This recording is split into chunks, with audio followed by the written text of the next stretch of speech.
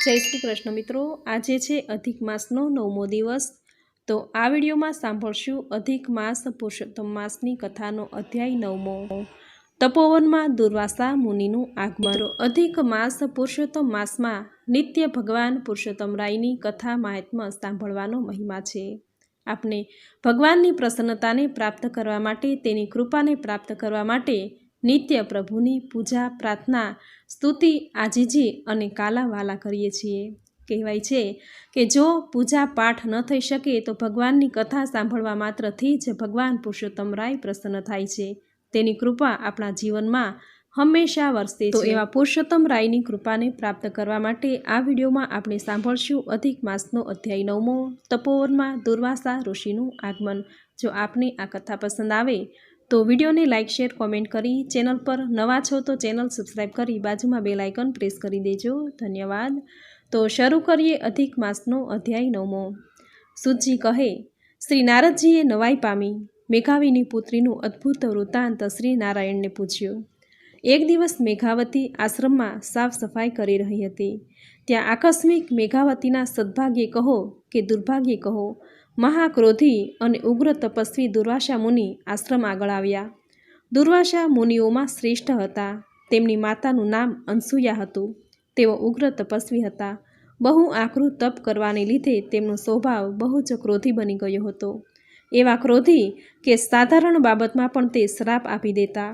આવા દુર્વાસા મુનિને મેઘાવતીએ આશ્રમ આગળ આવેલા જોયા એટલે તેને સત્કારવા તે બહાર આવી અને તેમને નમન કરી ચરણરજ મસ્તકે ચડાવી ખૂબ જ આદરપૂર્વક આશ્રમમાં લાવી। પછી મધુરા ફળો તેમને ખાવા માટે તેમની સમક્ષ મૂકી હાથ જોડી બોલી કે હે મુનિ શ્રેષ્ઠ, હું આપને વંદન કરું છું। મુજ અભાગણીના આવાસમાં આપ જેવા સર્વશ્રેષ્ઠ મુનિના પગલાં થયા તેને મારું અહોભાગ્ય ગણું છું। આપ જેવા મહામુનિના દર્શનથી મારો જન્મારો સફળ થયો છે। આપના આગમનને હું મારા ભાગ્યનો ઉદય ગણું છું। મારા ધર્મના ફળરૂપે આપ મને આવી મળ્યા છો। અહીં મારી સંભાળ લેનારું કોઈ ન હતું અને આપને પ્રેરણા થવાથી કે મારા સદભાગ્યથી મારા આશ્રમમાં મારી સંભાળ લેવા પધાર્યા। મને આશા છે કે આપ હવે આશ્વાસનના 2 શબ્દો મને કહેશો। દુર્વાસા મુનિ મેઘાવતીના મધુર વાણીથી અને તેના આદર સત્કારથી પ્રસન્ન થઈ કહેવા લાગ્યા, હે વિપ્રકન્યા, હે સદાચારિણી, તે તારા પિતાના કુળને સદધર્મથી તાર્યું છે। તારા પિતાને તપના ફળરૂપે તારા જેવી સુકન્યાની પ્રાપ્તિ થઈ છે। કૈલાસમાં મેં તારી ધર્મ ભાવના જાણી, પિતૃ પ્રેમ જાણ્યો, તારું સદાચારીપણું જાણ્યું। મને ઈચ્છા થઈ કે બદ્રિકાશ્રમ જતી વખતે તારા આશ્રમે આવી તારી ખબર કાઢતો જાઉં। એ મુજબ તારા આશ્રમે આવ્યો છું।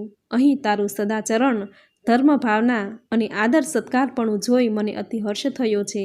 તારું કલ્યાણ થાવ। મેઘાવતી નમ્રતાથી બોલી, હે મુનિવર્ય, આપના આગમનથી મને આશા બંધાઈ છે કે હવે જરૂર મારો ઉદ્ધાર થશે, નહીંતર મારી સંભાળ લેવા કોણ આવે? કૈલાસથી આપ પધાર્યા તે શું ઓછું છે? મહાત્મા, મારા એકલવાયાપણાને તો આપ જાણો છો। અહીં આશ્રય વગર હું રહું છું એટલે કાયમ ભય સતાવ્યા કરે છે। સ્ત્રી જાતિનો મોટો ભય રહેલો છે। મારું દુઃખ મારા મનમાં સમાવવાનું છે, કોને કહું? માતા, પિતા, બંધુ, ભગિની કે કોઈ નથી। નીચે ધરતી અને ઉપર આભ છે। અનાથ જેમ આશ્રય વિહોણી હું દુઃખે દિવસો પૂરા કરું છું। આપને મારા પિતા સમાન ગણી હું મારી ચિંતા કહું છું કે પરણવા યોગ્ય વયની હું થઈ છું, છતાં મારું પાણી ગ્રહણ કરવા કોઈ તૈયાર નથી। આમને આમ કન્યાકાળ વીતી રહ્યો છે। આ ચિંતામાં મને ભોજન ભાવતું નથી, દિવસે ચેન પડતું નથી, રાત્રે નીંદર આવતી નથી। બસ એ જ ચિંતા થયા કરે છે કે મારું જીવન હું કેવી રીતે વ્યતીત કરું। માટે આપ કોઈ ઉપાય બતાવો, કોઈ માર્ગદર્શન આપો, નહીંતર હું મૂંઝાઈને મરી જઈશ। આટલું કહેતા મેઘાવીની આંખો અશ્રુભીની થઈ ગઈ। મેઘાવતી પ્રત્યે દુર્વાસા મુનિને લાગણી પ્રગટી। તેમનું કઠોર હૃદય કોમળ બની ગયું। તેને ઊભી કરી આશ્વાસન આપી ખૂબ જ વિચારી તેના કલ્યાણ ખાતર બોલ્યા। આ પ્રમાણે બૃહદ નારદીય વિશે પુરુષોત્તમ મહાત્મ્યમાં અધ્યાય 9મો સમાપ્ત થયો। બોલો ભગવાન શ્રી હરિ વિષ્ણુની જય, ભગવાન પુરુષોત્તમ રાયની જય। તો મિત્રો, આપણે સાંભળ્યો અધિક માસની કથાનો અધ્યાય 9મો। હવે સાંભળશું આજની કથા, ગુરુ અને ચેલો। ગામ બહાર સરિતા તટ પર એક પર્ણકુટી બાંધીને તેમાં ગુરુ ચેલો રહેતા હતા। ચેલો ગામમાં જઈ ભિક્ષા માંગી લાવતો। તેમાં બંને નિભાવ કરતા. ગામમાંથી ભાવિક નરનારીઓ નદીએ સ્નાન કરવા આવતા. ત્યાં ગુરુ મહારાજના દર્શને જતા અને યથાશક્તિ ભેટ ધરતા. અધિક માસમાં સ્નાન કરવા માટે નદીએ ભાવિકો ભારે ઘસારો રહેતો. ત્યાં લોકો સ્નાન કરતા, ધ્યાન કરતા, કથા વાર્તા સાંભળતા અને યથાશક્તિ દાન કરતા. બધાઈના મુખમાં પુરુષોત્તમ ભગવાનનું નામ હતું. ગુરુનો ચેલો હજી કાચો હતો. તેને વ્રત નિયમની ખબર ન હતી.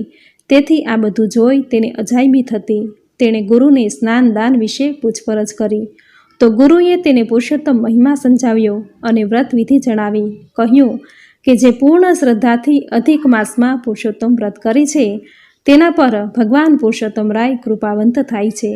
ચેલાએ કહ્યું કે જો હું વ્રત કરું તો મને શું લાભ થાય?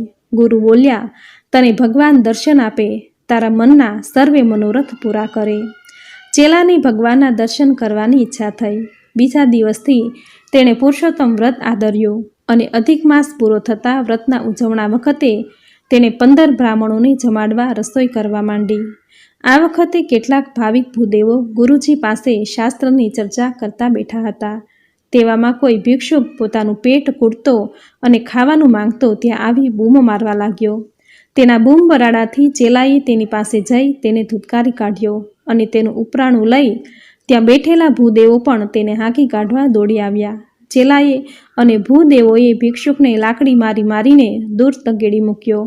થોડેક દૂર જઈ ભિક્ષુક રૂપે આવેલા પુરુષોત્તમ ભગવાન અંતર્ધ્યાન થઈ ગયા. આ બાજુ રસોઈ તૈયાર થઈ ગઈ હતી એટલે ચેલાએ 15 બ્રાહ્મણો ભેગા થઈ જતા તેમને જમાડી દીધું.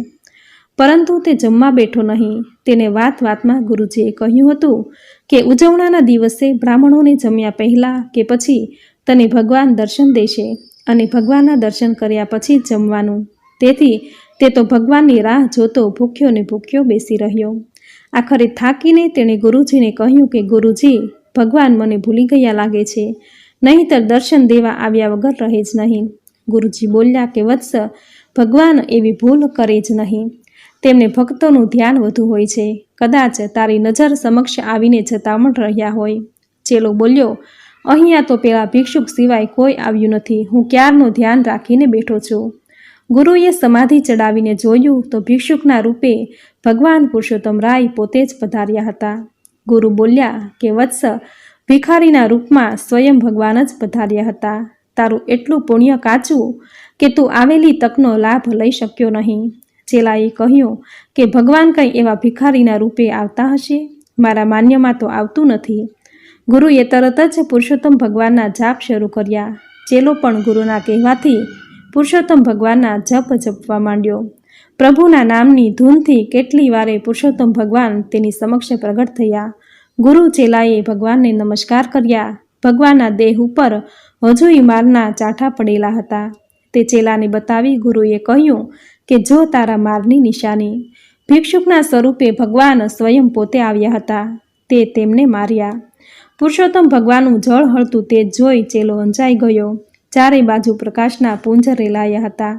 ચેલાએ પ્રભુ આગળ પોતાની ભૂલની ક્ષમા માંગી. તે સાથે જ ભગવાન અંતર્ધ્યાન થઈ ગયા. ત્યારથી ચેલો સુધરી ગયો. તેનો ક્રોધી સ્વભાવ શાંત બની ગયો અને તે દરેકને પ્રભુ સ્વરૂપે જ જોવા લાગ્યો. તેને ભાન થયું કે ભગવાન ગમે તે સ્વરૂપમાં ભક્તોનું કલ્યાણ કરવા, દર્શન દેવા માટે તો આવે જ છે. માટે સર્વનો આદર કરવો અને યથાશક્તિ સેવા કરવી. ગુરુ ચેલાએ ત્યારથી પુરુષોત્તમ ભગવાનનો મહિમા ખૂબ જ વધારી દીધો અને બંને જીવ્યા ત્યાં સુધી પુરુષોત્તમ ભગવાનની ભક્તિ કરી અંતે વૈકુંઠમાં ગયા. પુરુષોત્તમ વ્રત કરનારની ભક્તિ સાચી હોય તો તેને ભગવાનનો સાક્ષાત્કાર જરૂર થાય જ છે. બોલો ભગવાન પુરુષોત્તમ રાયની જય. હે પુરુષોત્તમ ભગવાન, તમે જેવા ગુરુ અને ચેલાને ફળ્યા તેવા તમારું વ્રત કરનારને, વ્રતની કથા વાંચનારને, સાંભળનારને, કહેનારને સૌને ફળજો. સૌની મનોકામના પૂર્ણ કરજો. બોલો ભગવાન પુરુષોત્તમ રાયની જય. મિત્રો, આ મહિનો એટલે અધિક માસ, જેને પુરુષોત્તમ માસ પણ કહે છે.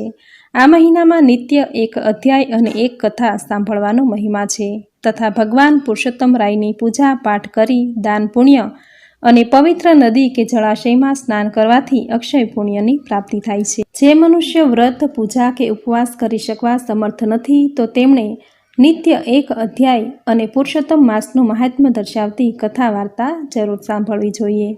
જે સાંભળવા માત્રથી જ વ્રત કર્યા જેટલું જ પુણ્ય ફળ પ્રાપ્ત થાય છે, કારણ કે અધિક માસને ભગવાન પુરુષોત્તમ રાયે કૃપા કરીને પોતાનું નામ આપી તેનું કલ્યાણ કર્યું છે. જો આપણે પણ પ્રભુની ભક્તિ કરીએ, નિત્ય કથા સાંભળીએ તો આપણી ઉપર પણ પ્રભુ કૃપા કરે છે, આપણી મનોકામના પૂર્ણ કરે છે, તેમાં કોઈ શંકા નથી. તો મિત્રો, આપણે સાંભળી આજની સુંદર વાર્તા ગુરુ અને ચેલો, જે તમે પૂરી શ્રદ્ધાથી અંત સુધી સાંભળી, જે સાંભળવી તમને જરૂર ગમી હશે. તો વિડીયોને લાઇક કરી કોમેન્ટમાં જય શ્રી હરિવિષ્ણુ, જય પુરુષોત્તમ ભગવાન જરૂર લખજો. ચેનલ પર નવા છો તો ચેનલ સબસ્ક્રાઈબ કરી બાજુમાં બેલ આઇકોન પ્રેસ કરી દેજો, જેથી આપણા આવનાર દરેક નવા વિડીયોની નોટિફિકેશન તમને મળતી રહે. તો ફરી મળીશું આવી જ નવી ધાર્મિક માહિતી, નવી ધાર્મિક કથા સાથે. ત્યાં સુધી આપ